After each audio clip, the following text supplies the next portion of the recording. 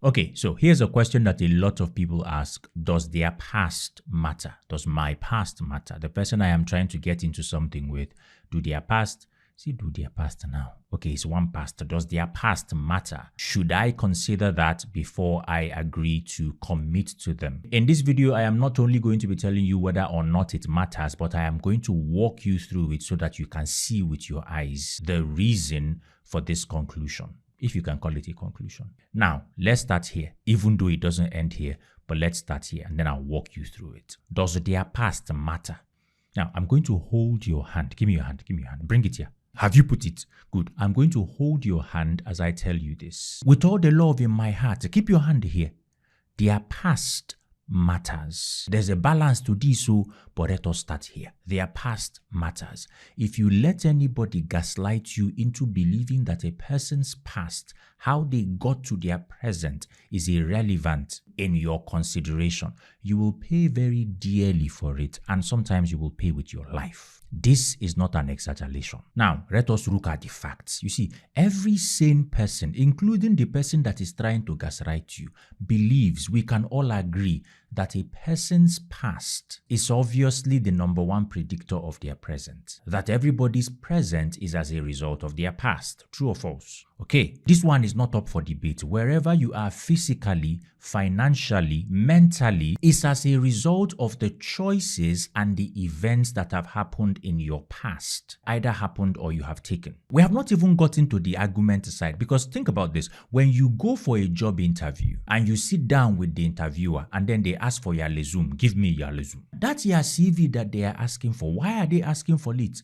They are asking for it because they want to look into what you have been doing with your life. They are effectively asking you, tell me about your past, because that is the number one indicator, the number one predictor of where you are currently. Are you with me? You don't walk into an interview room, where you are looking for a job, and then they ask you, bring your resume, and then you're saying, what's all that? What is bringing that one? My friend, they judge me on my present, my past doesn't matter. They will just ask you to, hello security, help me to take this man out of here, because the past matters. Listen to me, we are going somewhere. In the same way, your perspective, your mindset, your views on life, as you did right this now, is a product of the things you have been through in your life. How then, having established this, how then can you now tell to somebody, my past does not matter? Your past should not matter. You shouldn't consider a person's past when you are making considerations. It's a very unkind and illogical thing to say. Now, I want you to take a look at this video. Look at this video with me. I want to show you something.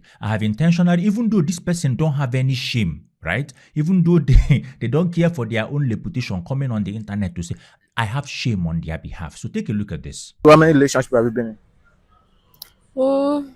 Let me say serious relationship, 7. Yeah. 7 serious relationships? Yep. How many unserious relationships? I don't know. Maybe 20. 7 serious relationships? Yeah. 20 unserious relationships? Yeah. How old are you? I said I'm 23.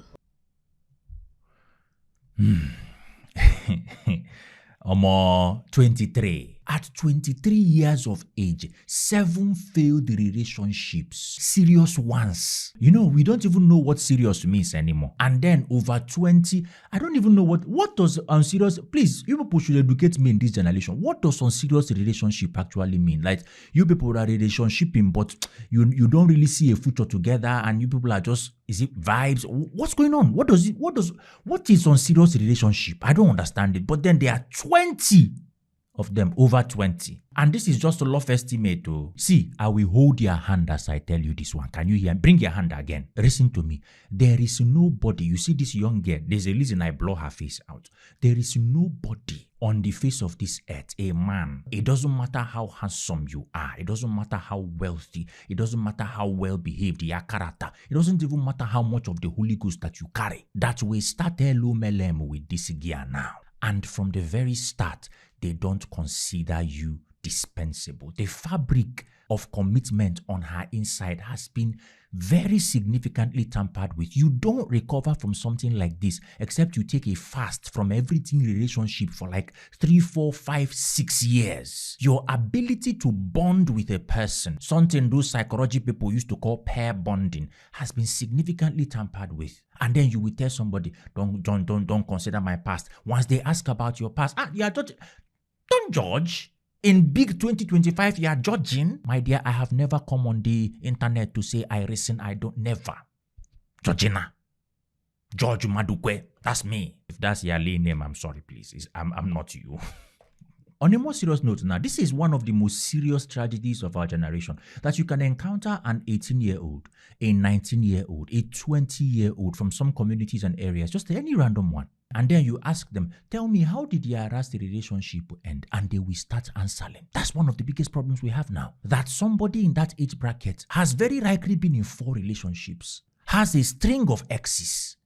Keheneme here. And in case you don't know, let me tell you what is wrong with that. Somebody around that age, and I'm not saying that you can't find love or you can't find your life partner in that age bracket. That's not what I'm saying at all. But somebody in that age bracket should either never have been in a relationship, which is actually the rule. Forget the exception to the rule. Remember, you can't base your life on the exception. If you base your life on the exception, the rule will humble you. Exceptions usually, anyway, let's not get into that. But somebody in that age bracket should either never have been in a relationship or still be in the relationship that they have started. So that's the problem. How did their last relationship end? And they have a very robust story to tell. And sometimes when you listen to the content of that story, you can tell that getting into this thing was not calculated. It was a vibes thing. How come it no go break? And obviously, the picture I'm painting, I know it's an idealistic picture. It's in an ideal world. But let's not forget that it is the ideal that we are looking for. Even though we live in the real world, we are all consistently chasing after the ideal. And I know this because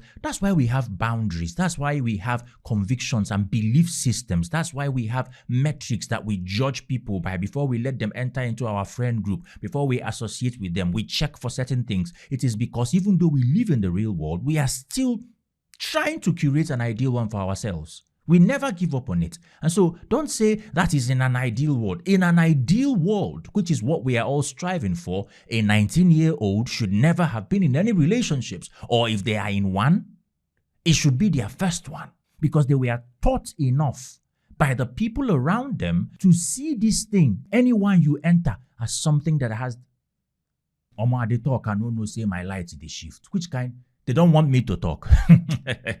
Because they've been taught by the people around them to see this thing as anyone that you enter as something that has the capacity to last a lifetime. Do you get what I'm saying? Hold on, let's journey back to the question because I now need to bring balance to this thing. Does the past matter? Absolutely. Should it be considered? Absolutely. Should people ask questions?